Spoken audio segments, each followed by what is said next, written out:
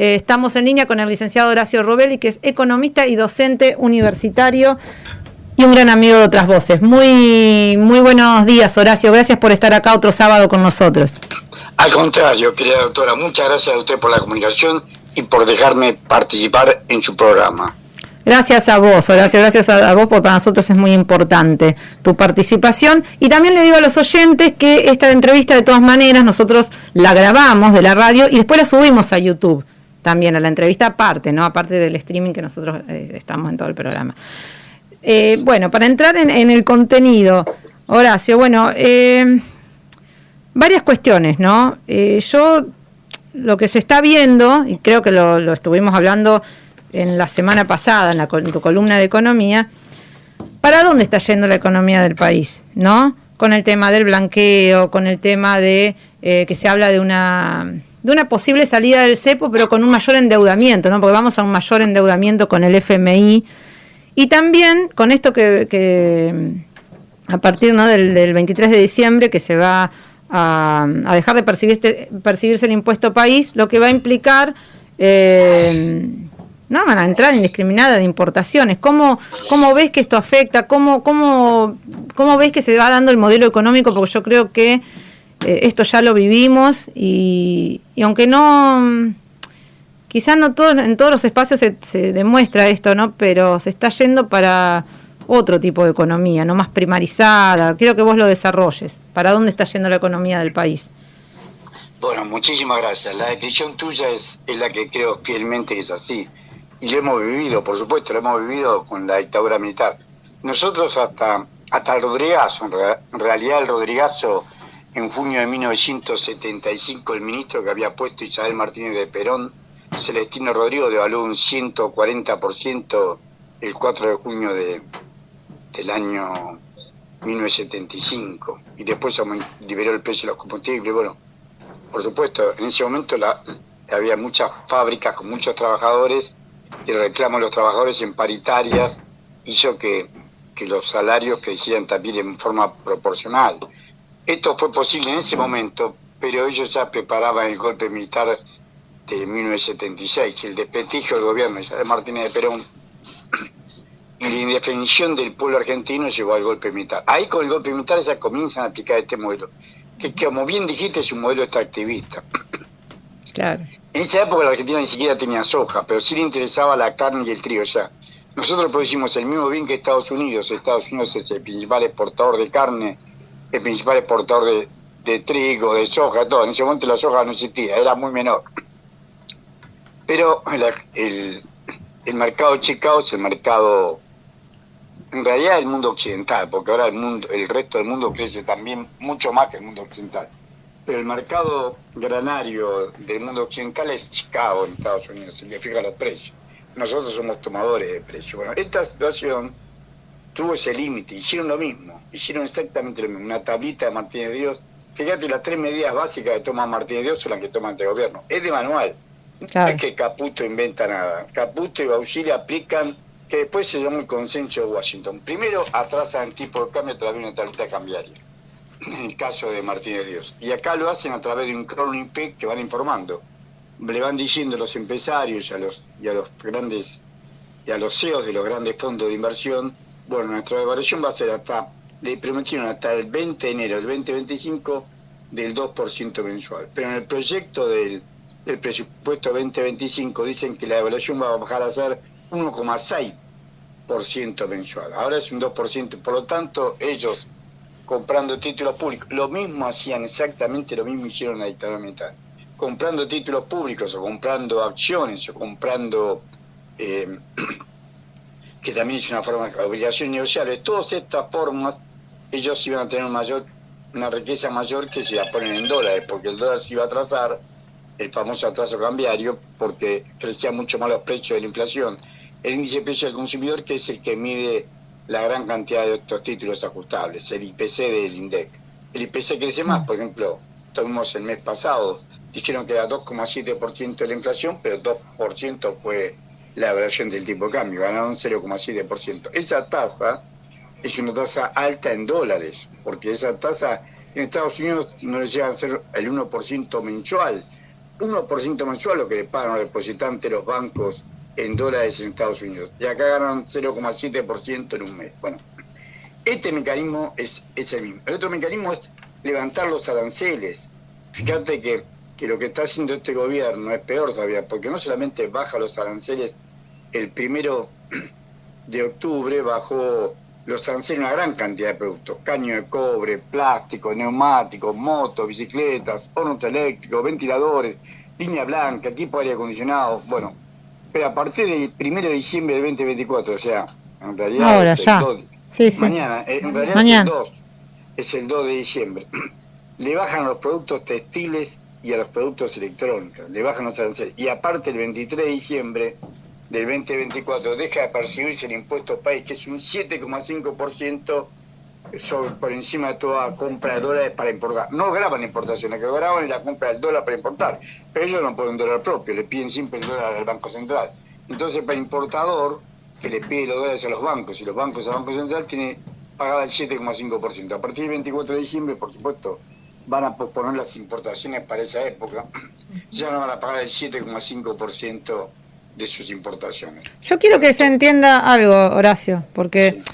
esto también nos lo venden como que... Aparte hay otro problema, que siempre lo hablamos acá, ¿no? Cómo ellos van acaparando, ¿no?, todo lo que es la hegemonía mediática, cómo van quedando ellos, cómo cada vez acaparan más, porque claro, es más difícil subsistir, ¿no?, los medios alternativos o las voces diferentes, ¿no?, los que está cada vez más difícil, entonces ellos van acaparando todo, ¿no? Y en eso, ¿no?, en esa, yo digo, unificación de discurso, ¿no?, en ese discurso dominante, como ya pasó también en la dictadura. Me acuerdo ahora de esa propaganda, ¿no?, de las sillas, la típica propaganda de las sillas, como diciendo que nuestros productos eran malos, dándose el mensaje que ahora se abría la competencia. A nosotros nos muestran esto como que va a ser algo positivo, que te vas a poder comprar el electrodoméstico más barato, el celular más barato, la notebook, las cosas electrónicas.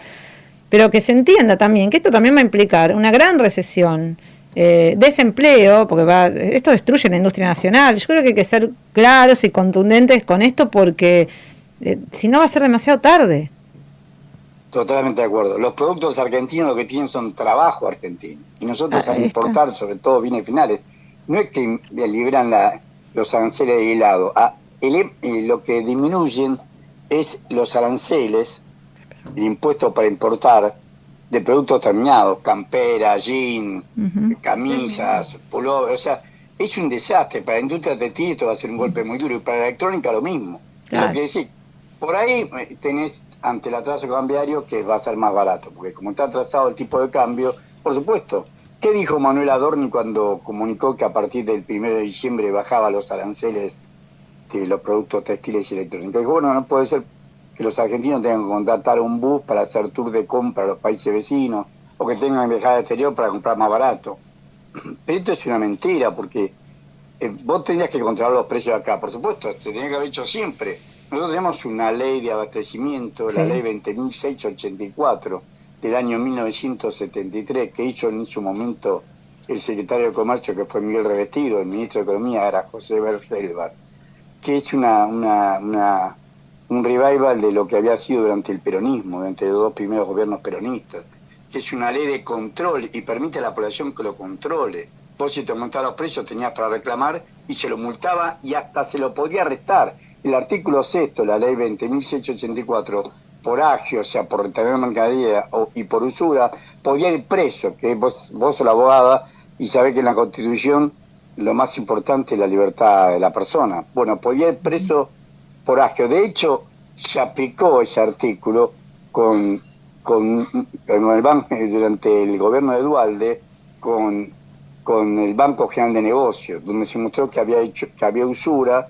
Los dos hermanos Rom, eran el apellido R-O-H-M, Rom, los dos hermanos que estaban viviendo en Uruguay, lo extraditaron y lo metieron preso.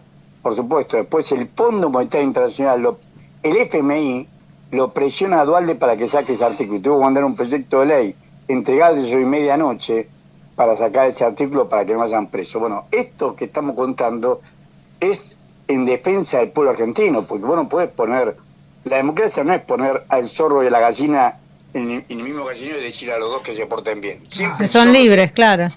Bueno, acá no, acá vos tenés que defender, usted la abogada y sabe que es así, tiene que defender al más vulnerable. Y más vulnerable es la población que va a comprar los productos y le fijan el precio que quieren. Esto es lo que está pasando.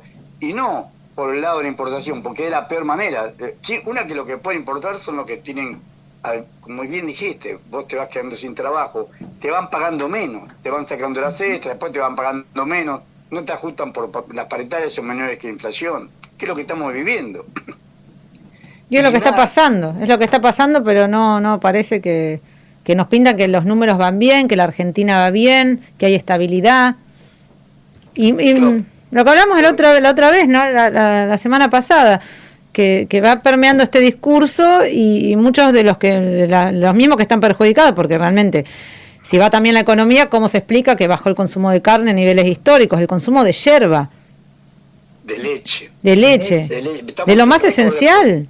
De récord de exportación de leche en polvo. Récord de exportación, lo hablamos contigo la vez pasada, récord de exportación de leche en polvo. Y baja el consumo per cápita de la leche. La leche toman los chicos. Y de lo mismo pasa con la carne. El Instituto Promotor de Venta de Carne Vacuna, que depende de la Bolsa de Comercio Rosario, reconoce que el consumo de carne interno es el más bajo, ese sí que es el más bajo de toda nuestra historia.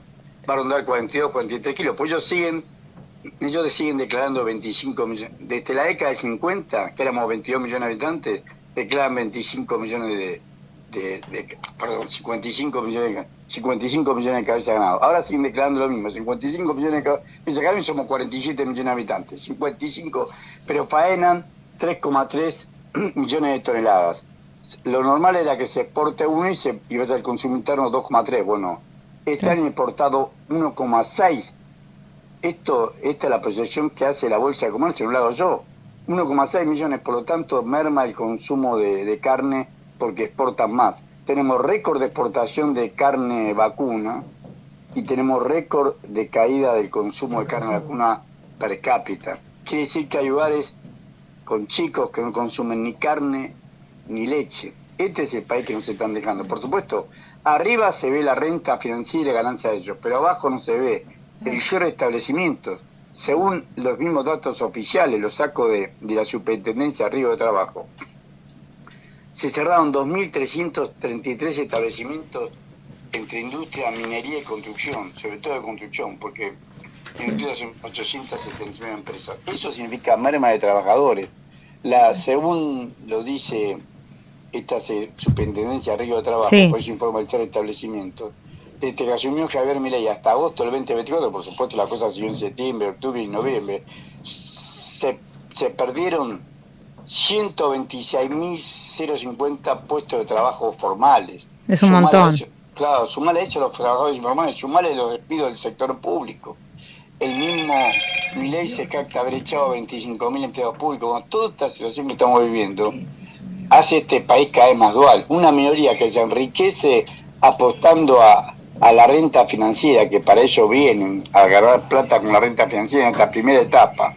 Han ganado fortuna con la renta financiera.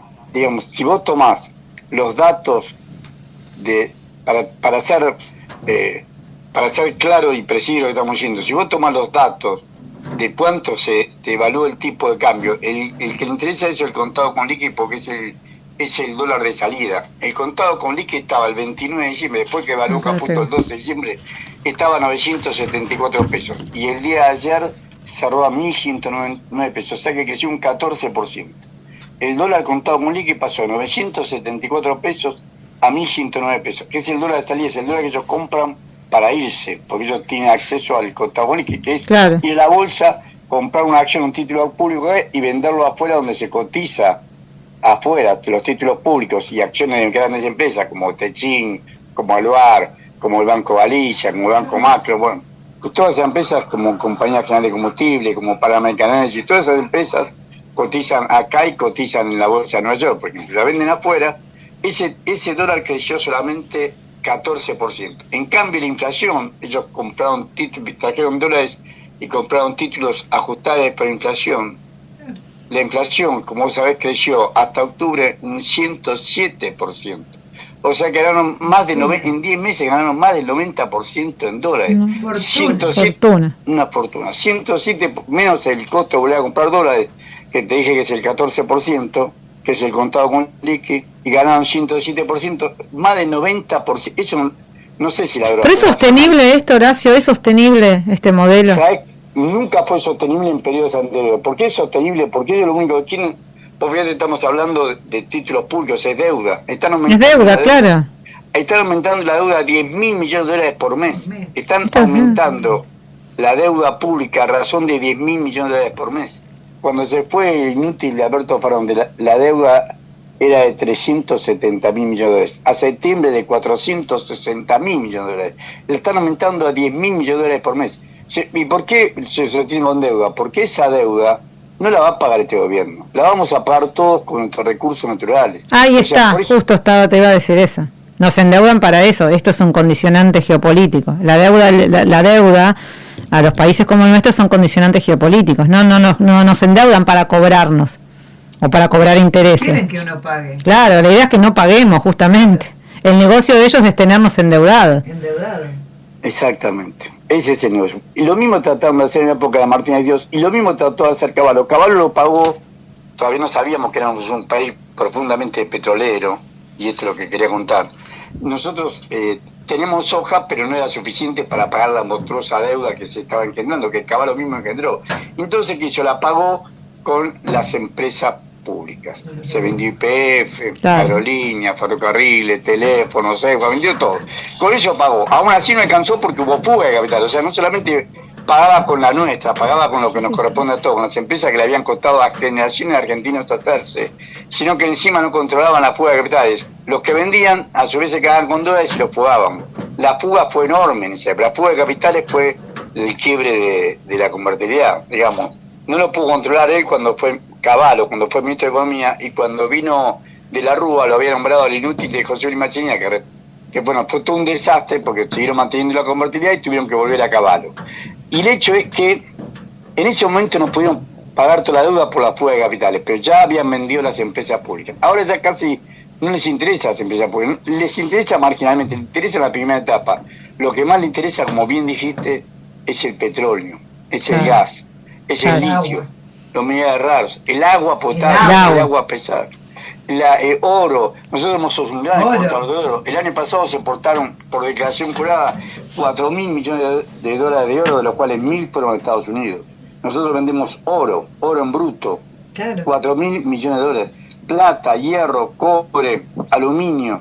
Bueno, todo esto que les interesa son recursos que no les pertenece a este gobierno. Y tampoco nos pertenece solamente a nuestra generación, les pertenece a los nietos de tus nietos, Macarena. A los nietos que tus hijos todavía no tienen hijos, porque son chicos. Claro. A los nietos de los nietos. Claro, tuyos. sí. Te das cuenta, generación argentina y más también. Y sin embargo lo estamos rifando en este gobierno, donde claro, la pobreza y lo marginal no aparecen en los medios. Son pocos los realmente medios nacionales y populares como el tuyo que ponen este tema en el tapete. Ellos ocultan la pobreza, la marginalidad, el cierre de fábricas, todo eso lo ocultan. Y sí, ven, pues se atrasó el dólar, se frena la inflación. Claro, a costa de un mayor endeudamiento que no van a pagar ellos, que lo vamos a pagar todos con los recursos naturales. La Argentina debe ser un país rico, tiene alimentos y tiene energía. Sin embargo, y son datos viejos, porque son datos al 30 de junio, tenemos 52,9% de la población bajo la línea de pobreza. De cada 3 chicos, 2 son pobres. No, y con este modelo que bien describís, que lamentablemente con apertura indiscriminada de las importaciones, con el cierre de fábricas, se va a agravar. No es un modelo que vaya a mejorar. Acá mi compañera te quiere consultar algo, Horacio. Sí, por supuesto. ¿Qué tal? ¿Cómo estás? Yo escucho mucha gente que por todo esto dice que al país le está yendo bien. Al país. Y yo me pregunto, ¿qué es el país? El país, cuando habla, al país le está yendo bien, pero a la gente no. Claro, decís muy bien, a los dueños de este país. Ahí está. Pero ellos no lo dicen. No, ellos no dicen los dueños, ellos dicen, al país le está yendo bien.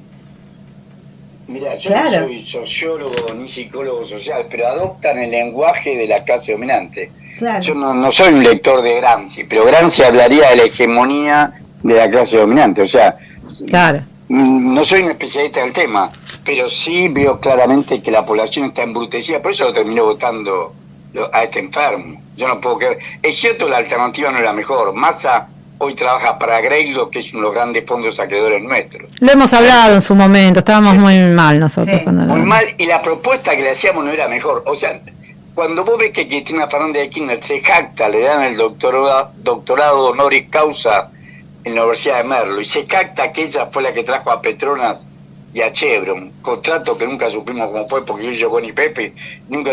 Vos decís, no puede ser, vos no podés defender un modelo extractivista. Vos decís, el Estado fue el que explotó. ¿Cuál fue la grandeza del peronismo? Y yo vengo del radicalismo y mi viejo era radical gorila, era sabatinista gorila. Mi papá decía que había dos cosas que se arrepentía en la vida. Dos cosas. Una fue haber apoyado el golpe contra Perón. Y la otra, haberse casado. Por la forma que nos trataba a nosotros, estoy seguro de las dos cosas. O sea, mi viejo decía eso, te había arrepentido de esto. Porque Perón, el programa Avellaneda nuestro, es copia del peronismo. Nuestro mayor referente se llamó Miguel Miranda, que fue el presidente del Banco Central de Perón y que permitió que el oro que habían juntado los exportadores en la guerra mundial, porque le habían vendido a los dos contendientes, se utilizara en industrializar el país. Claro. Y en hacer, por ejemplo, y a eso voy, en su momento el gasoducto más largo del planeta, que era el gasoducto que venía de Comodoro Rivadavia hasta Buenos Aires, hasta Lavallol. Ese gasoducto, haciendo pueblos, hospitales, escuelas, en cada nudo del gasoducto, esa obra faraónica que hizo el peronismo, lo hizo con los recursos que le sacó a los ricos. Y es lo que corresponde. Claro, claro. Claro. Esto fue la grandeza de nuestra nación. Perón decía, en 1944... Perón era profesor de la escuela del ejército, entonces le dice a los militares de la época, mirá qué militares tenía, le dice a los militares, nosotros no tenemos conflictos ni sociales ni raciales, Claro. y tampoco tenemos conflictos con los países limítrofes. ¿Cuál debe ser el objetivo del ejército? Y ahí dice su famosa frase, la felicidad del pueblo y la grandeza de la nación. Fíjate la grandeza de Perón. O sea, mi viejo era gorila antiperonista, porque hay una situación que hay que ver, veníamos de la guerra mundial, sabíamos el grado de locura de Hitler y de Mussolini, todo esto. Entonces mi viejo... Claro, pensaban que Perón era similar. Claro, Claro, que pensaba venía. que Perón era la encarnación de Mussolini y que lo imitaba. Bueno, después se arrepintió, pero ya era tarde. O sea, lo que quiero decir es que tuvimos un gobierno nacional popular, y con Néstor Kirchner también. Claro. Tuvimos un gobierno nacional, se hacían obras públicas y la hacía el Estado, no el privado. Y que la mujer se jacta de haber traído ella a Petronas, que es una empresa estatal de Malasia, y a Chevron, que es la principal empresa petrolera de Estados Unidos, y que está acusada de contaminar Ecuador, y hizo una contaminación sobre el Amazonas impresionante. Bueno, toda esta barbaridad que hicieron, y sin embargo ella se jacta, en vez de decir no, el Estado acordó con ellos. Por supuesto, vinieron los Roca en su momento, porque Techín era y siempre fue uno de los mejores. Coser caño debe ser fácil, la costura de caños y los caños sin costura es una tarea de arte, de artistas, y Techín siempre se caracterizó por eso. Fíjate, una pérdida de petróleo y de gas en un caño, en un gasoducto, un oleoducto, claro. Ellos lo hicieron siempre con una precisión de cirujano. Entonces, por supuesto, pero Perón lo contrató, el que licitaba fue una licitación internacional, la ganaron ellos, pero el que lo controlaba era el Estado. El Estado, el que se quedó con la obra es el Estado, no que cobraban peaje por esto. Acá nosotros estamos haciendo un gasoducto que uno espero que le cambien el nombre, y se llama Néstor Kirchner, que lo que está haciendo es para los privados, es una UCE entre Pampa Energía, Marcelo Minden, y detrás está BlackRock, y Techín, y Grupo Techín. Ellos hacen el gasoducto y van a cobrar ellos. Claro. Y después cuando con el caño le vendan el gas a Sao Paulo, que ese es el objetivo, porque van a utilizar la reversa de... Bolivia nos vendía gas a nosotros y van a llevar de San Jerónimo Norte el tramo hasta la Carlota en Córdoba, y van a hacer la reversa. Nosotros le vamos a vender, no a Bolivia, porque Bolivia se autoabastece, no exporta, pero se autoabastece, sino que ellos también le vendían a Sao Paulo. Entonces vamos a hacer todo el ciclo nosotros para venderle gas a Sao Paulo. Y el precio que nos van a cobrar a nosotros el gas va a ser el que le venden a Sao Paulo. Claro. Este es el drama. Ese es el drama. Claro, el drama es ese. Mientras el Estado garantizaba, es más, el Estado de Perón subsidiaba, porque cobraba tarifas, es profeso para la felicidad del pueblo, como decía Perón. como dijo en el servillante discurso del 44, en la escuela de ejército, era profesor de historia militar en la escuela de guerra de esa época, ya no debe existir ni la escuela de guerra, o lo que debe enseñar viene a estudiar a Estados Unidos, pero ese ejército, que era un ejército patriota, de hecho llega a la presidencia por ese ejército patriota.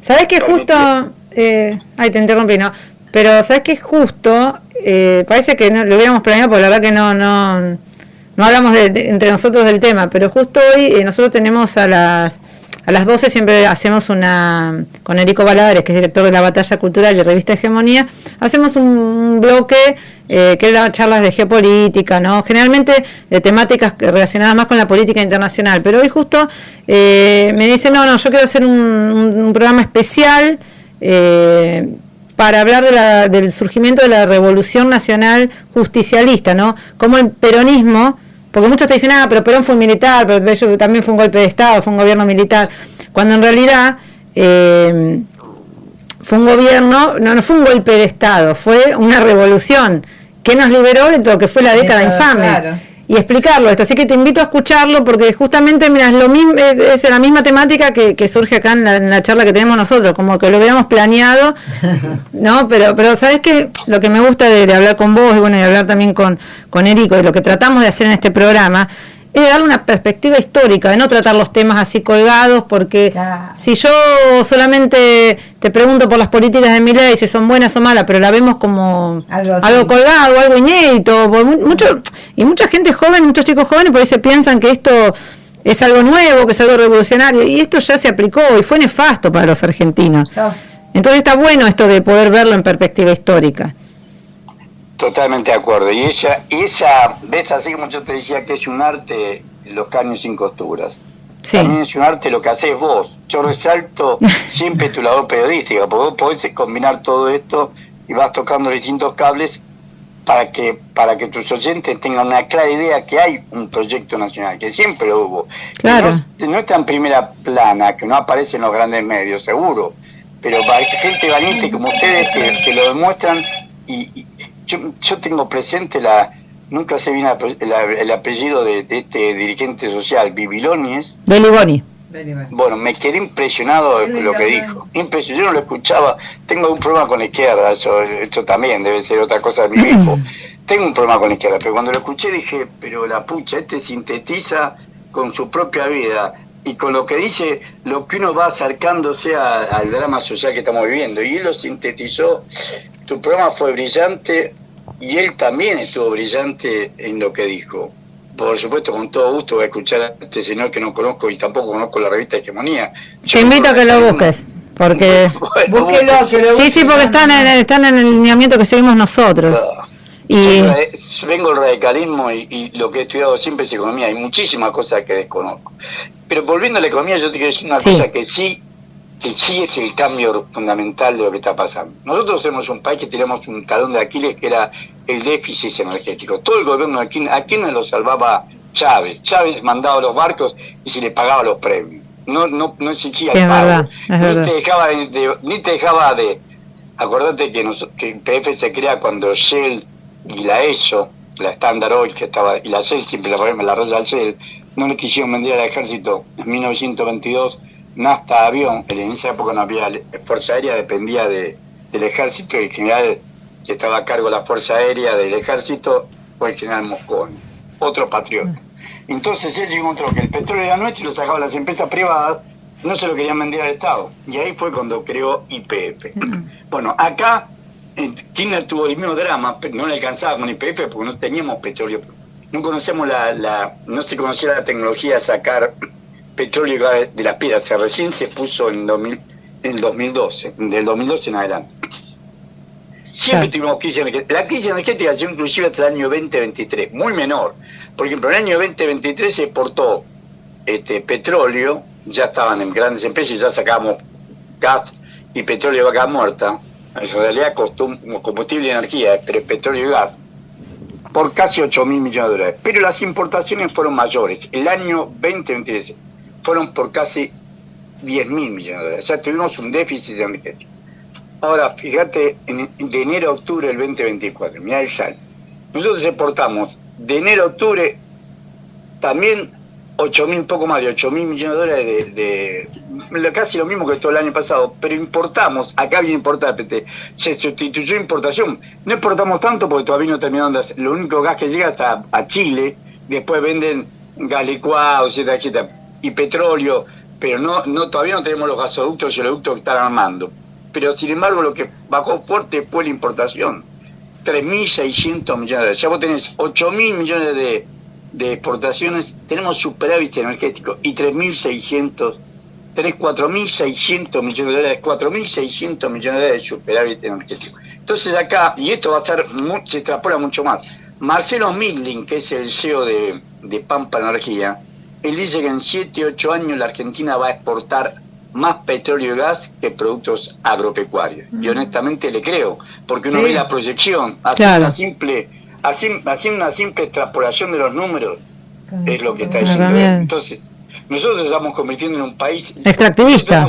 Nos van a sacar todo. Netamente extractivista de servicios, ¿no? Vamos a eso, una economía primarizada, digamos. Exactamente. Que hace años que vienen planeando todo esto, ¿no? Mira, tengo acá unas preguntas que me hace un oyente, un espectador, ¿no?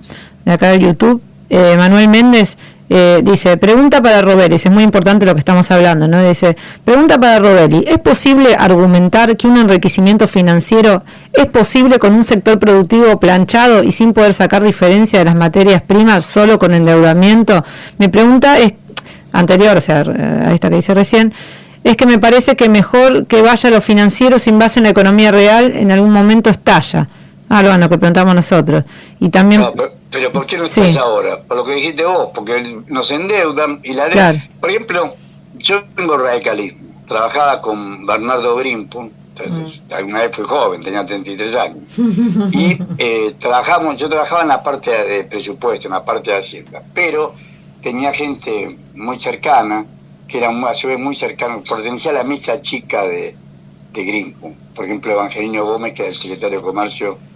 Bueno, y él nos contaba, Evangelino Gómez nos contaba la locura que era aceptar toda la deuda de la dictadura, porque no se podía pagar. Una que era una injusticia, porque una deuda que había beneficiado a un puñado de empresas, la misma que se beneficia ahora, Techin, Eunequian, Bulgeroni, Portabat, los descendientes de Portabat, Pérez Compán, Pagani, todos ellos le pasaron su deuda al Estado en los seguros de cambio de caballo. Entonces, es inmoral, pero la parte inmoral no se puede pagar. ¿Y qué hicieron?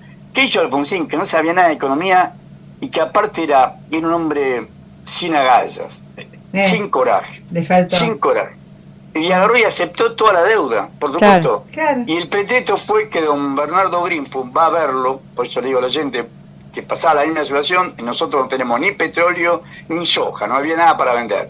Entonces, el que era en ese momento el representante del Fondo Monetario Internacional de Argentina, Luis Cuvedú de aquella época, era un catalán que no sé si vive, de nombre Joaquín Ferran. Joaquín Ferran en perfecto castellano, era catalán, pero hablaba perfecto castellano. En Barcelona hablan castellano y el idioma de ellos. Claro. Y le dijo en perfecto castellano, por 15ª vez, le insistió que reconociera toda la deuda. Don Bernardo Greenpool, que era de Crucecita Avellaneda, de la calle Lizal de casi Mitre, Crucecita Avellaneda, y que había estudiado secundario de noche porque tenía que trabajar. A él le había venido, los padres se venían de Polonia, eran judíos pobres, y él trabajó desde los 15 años. Bueno, él terminó el secundario de noche y estuvo en la facultad trabajando. Bueno, él tenía presión alta, no era tan grande, después el 25, y esto fue el 18 de febrero del 85. Él cumple en septiembre, o sea, todavía no tenía 60 años. Pero tenía presión alta, se le salió la cadena y lo sacó a los gritos de la oficina. Gritos que se escuchaban por todos lados. Yo estaba en el 8º piso, y yo soy... No que buen testimonio, discapacitado vestido, pero salían todos a ver qué pasaba, y era que Greenpool lo había echado Al otro día Alfonsín lo invita a comer a Olivos, los dos eran hinchas independientes y íntimos amigos, y le pidió la renuncia. Cobardemente le pidió la renuncia. ¿Para qué? Para ponerlo a Brorsen, siempre era presidente de Macro en esa época de la compañía financiera, siempre fue lavador de dinero. Fue uno de los que de lavador de dinero. Lo pone a Brorsen, el secretario de Hacienda, y a Zurruy, que trabajaba para el grupo Techin, uno de los grandes beneficiados de lo que estamos contando, como ministro de Economía. ¿Qué hicieron? Reconocieron toda la deuda y no se la pudo pagar. Él terminó el mandato y no pudo pagar ni siquiera la mitad de los intereses. No podía pagar, no teníamos que vender, y la deuda, para colmo en ese momento, estaba Reagan de presidente, el Reagan Economic, fue revalorizar el dólar, subió la tasa de interés. No podemos pagar la mitad de los intereses. De los También intereses. tenemos para vender y quebramos. Ahí viene el 89. El 89. Bueno, Menem lo pagó, como decíamos recién, con las privatizaciones parcialmente, pero tuvo fuga, también quedó la deuda. El único presidente que logró darle una solución a la deuda fue Néstor Kirchner. Néstor, claro. Ya con eso Néstor Kirchner, y yo vengo del radicalismo, no lo voté nunca, Néstor. Claro, no decir de fanático, sino de conocer las políticas. De conocer las y la verdad cosas, que darnos estos testimonios, la verdad que de primera mano nos sirve un montón. Y acá, mira, tengo otra pregunta también, porque a mí me gusta mucho también cuando participan, ¿no? Del otro lado, Martín González también nos felicita nos dice que es muy útil lo que estamos hablando, muy bueno, y nos pregunta, se pregunta para Robelli, ¿qué lineamiento estratégico debería tener la Cancillería de una nación emergente hispanoamericana con perfil industrialista hoy en día según su opinión? Bueno, muchas gracias por la pregunta. Mira, no el lacayo de Milei. Milei espera qué opina Inglaterra, Israel y Estados Unidos para votar con ellos. Ha hecho papelones. Vos fíjate que votó contra los pueblos originarios. Yo por mi rama materna, mi abuelo era Aymara, era de La Paz, Bolivia, era Aymara. Claro. Todos nosotros tenemos sangre indígena. Unos tenemos en las venas y otros en las manos, pero todos tenemos sangre indígena en América Latina. Claro. Esta América Latina que no puede negar su raíz originaria, ¿qué hizo Milei? Votó en contra de los derechos de los pueblos originarios, que era una propuesta que trataba hace muchos años y que llegaba finalmente a las Naciones Unidas por los países de la región, los que seguimos teniendo pueblos originarios. Claro. Somos los países de la región, o sea, lo proponía Perú, que no te estoy diciendo Cuba, lo proponía Perú, Brasil, Colombia, todos los países de la región, el que se opone es este payaso. ¿Por qué se opone? Porque quieren no reconocer el derecho de la propiedad, ni a los mapuches, ni a mi abuelo. ¿Por qué salvó la vida de mi abuelo? Ellos vienen del Iguanaco, 600 años en Quito. ¿Por qué salvaron la vida? ¿Por qué pudieron seguir teniendo descendencia y no los mataron como los indios pampa acá? Porque no sabían que las sales y esas servían para algo. Entonces estaban a 3.000 metros de altura y arriba y con llama, con un frío de 40 grados bajo cero a la noche y 40 grados durante el día de calor. Bueno, con toda esa amplitud tan que dicen, que vamos a ir de calor a ellos, que se queden ahí. Ahora que tienen litio, les interesa sobremanera y lo regalan al litio haciendo acuerdo con empresas extranjeras. Bueno, por eso es que él se opuso. Se opuso en las Naciones Unidas a que no sean víctimas las mujeres y los niños. Demostrando el grado de infeliz que es, no sé cómo calificarlo, esa vergüenza en nombre de nosotros lo hace, en nombre de la Argentina. Bueno, este payaso, este enfermo, hace estas cosas. Nosotros teníamos que, cuando fuimos invitados al BRIC, el mundo que está creciendo, por eso que al principio yo te decía, bueno, para el mundo occidental la capital granaria es Chicago, pero ellos ya comienzan a tener otras capitales donde hay subasta de venta de alimentos, y se están pagando con su propia moneda. Está saliendo el área del dólar, que son los BRIC, y están creando su propia moneda y van a crear su forma de pago entre ellos. Los BRIC, Brasil, Rusia, India, China y Sudáfrica, que está ampliado, hubo 2 congresos ampliados, en los 2 congresos se le invitó a la Argentina, y la Argentina mandó al agregado comercial, en este último caso mandó al agregado comercial, y otras veces por lo menos se animó a mandar al embajador Pero nosotros tenemos los BRIC, que está creciendo permanentemente. Hoy tienen la mayor producción de bienes y servicios del mundo, lo tienen los países miembros del BRIC. La mayor producción. Han superado los 7 países industriales.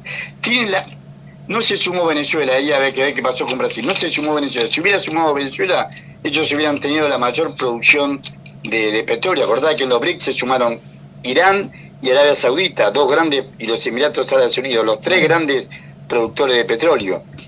Si se hubiera sumado Venezuela, hubieran tenido ya el máximo de producción de reservas hidrocarburíferas del planeta. Son 23 países, el BRIC ampliado, son 23 países y tienen más Producto Bruto Interno, más población y más comercio que los 7 países industriales que fueron los combinados en el mundo hasta acá. Canadá. Yo digo, ojalá que lo podamos revertir a esto en algún momento, ¿no? Ya con esto, con este esquema, con este gobierno va a ser imposible. O sea, ojalá lo podamos revertir, pero ojalá que también podamos construir, ¿no? una opción viable para el pueblo, ¿no? Una clase dirigente, necesitamos urgente, una clase dirigente que se ponga en eje los intereses de la patria, ¿no? Exactamente. Este es el problema. Nosotros no tenemos dirigentes sociales Claro. políticos y gremiales a la altura de los acontecimientos. No. ¿Vos querés No. Porque si no tenemos que conocer. Que uno que vivió todos estos años y cuando él da todos estos nombres, se acuerda de lo vivido, ¿no? De lo que hemos pasado con todos estos nombres que dio, ¿no? Claro. Es increíble y volvemos a lo mismo. Eso es lo tremendo. No, Sturzenegger, Bullrich. Claro, y que yo me no hace tanto tampoco. Claro, no, pero los que nosotros sabemos Sí. de todos esos que... Claro, son los anteriores. Claro, los anteriores, de estos que él nombró de aquella época. Y que los chicos jóvenes no saben. No. Y otra cosa, cuentan como que fue el peronismo la causa del problema y del empobrecimiento del país, cuando pasaba todo esto y estaban todos estos nombres, y quien endeudó a la Argentina y quien reconoció la deuda como que se la pasó al pueblo, se la transfirió al pueblo, Cavallo, y eso los chicos no saben, y no fueron los peronistas los que hicieron todo eso. Pero seguro, tengo el radicalismo y doy fe de lo que te dice. Fue así. El que legitima la deuda de la dictadura militar fue Alfonsín. Le pedí la renuncia a Greenpool y los que vinieron, Bros, Consurruy, Machinea, Frenkel, Canitró, Karchov y toda esa manga delincuente, que eran las mismas mangas delincuentes que están ahora. Claro. No son muy distintos a los Caputo, a los Bausili, a los Vladimir Wernicke, a los José Luis Deza, a los Pablo Kim, no son muy distintos. Es que fueron la escuela de estos que están ahora. Claro. Exacto, fueron los que conformaron la estatización de esa deuda. Claro. Que Greenpool murió por depresión, porque fue un gran tipo, tenía mal carácter, era un neurótico acabado, pero fue un patriota y murió en la mayor de la soledad. Pero yo lo que quiero decir lamentablemente es que pasa en toda nuestra historia. En toda nuestra historia sistemáticamente lo que llevan. Perón tuvo la suerte de morir como presidente, malo bien volvió como presidente, murió como presidente con todos los honores. Y hay calles, plazas, el nombre de él. Pero la gran mayoría de los que luchan quedan en el anonimato más grande. Irigoyen murió en la mayor de la pobreza, estuvo preso en la isla Martínez, como estaba muy enfermo, lo trajeron para que no se muriera allá, y murió en la pieza que tenían en Constitución, que había entrado en su momento cuando lo metieron preso y rompieron las paredes pensando que tenía plata ahí. Tiene una pieza en Constitución, hoy ya no existe ni siquiera ese lado, porque terminaba la 9 de julio antes de llegar a la Constitución, y al hacer la entrada a la plaza le hicieron borrar el departamento de él. Vivía ahí, nunca fue a vivir a Olivo ni nada por el estilo. Era una zeta en todo. Recién cuando se murió, miles y miles de personas reconocieron su valor y lo llevaron en su cortejo fúnebre, que en su momento fue uno de los más grandes junto con el de Gardel. Pero lo que quiero decir es que pasa esto en la historia. La historia siempre la escriben los que ganan. Hay una canción de rock que no sé si hizo, pero que dice eso, que la historia escriben los que ganan. Eso quiere decir que hay otra historia. Y como ellos están ganando, también escriben el presente, el presente de la historia. Y la gente escriben el pasado también, ¿no? Escriben el pasado y... El pasado lo ponen. Porque quieren reescribir la historia también. Horacio, me sabes que se nos pasa la hora, tenemos que ya... Para mí siempre es un gusto hablar contigo, con todos. Se nos pasa volando la hora, No, para nosotros también, y la verdad que hasta una hora nos queda corto, pero bueno, te esperamos acá, vamos a ver si cerramos el año, este ciclo 2024 con Horacio acá presencialmente, porque la verdad que te apreciamos mucho y valoramos toda esta actitud, esta actividad patriótica que tenés de hacer llegar estos conocimientos, muchas veces complejos, pero que la verdad que lo sabés bien bajar al llano para que todos podamos entender y comprender el presente y el futuro que nos depara, y también enseñarnos la historia, ¿no? La verdad que con la humildad de los grandes, ¿no? Porque por supuesto, eso, la humildad de los grandes. Los grandes que hablé, Irigoyen, Perón, los grandes que hablé, Greenpool, los grandes que hablé. Yo le agradezco a ustedes siempre la posibilidad que me dan de hablar francamente, con la verdad, tratando de buscar el objetivo de la verdad, que debe ser lo fundamental en esto, y no engañarnos ni mentirnos con este gobierno que es un desastre. Así es, al menos tratamos de hacer lo mejor que podemos. Bueno, muchas gracias, Horacio, que tengas excelente fin de semana y hasta la próxima. Gracias. Hasta la próxima, un gusto. Bueno, como siempre un gusto hablar, ya se nos fue la hora volando, nos quedan un montón de mensajes, así que vamos a ir al corte. Estamos hablando con el licenciado Horacio Robelli, economista y docente universitario. Quédense ahí, que ya volvemos con más otras voces, tanto en la radio como en el canal de YouTube. Ya volvemos. Ahora vamos a la pausa. Quédate ahí. Ya volvemos con la música que más se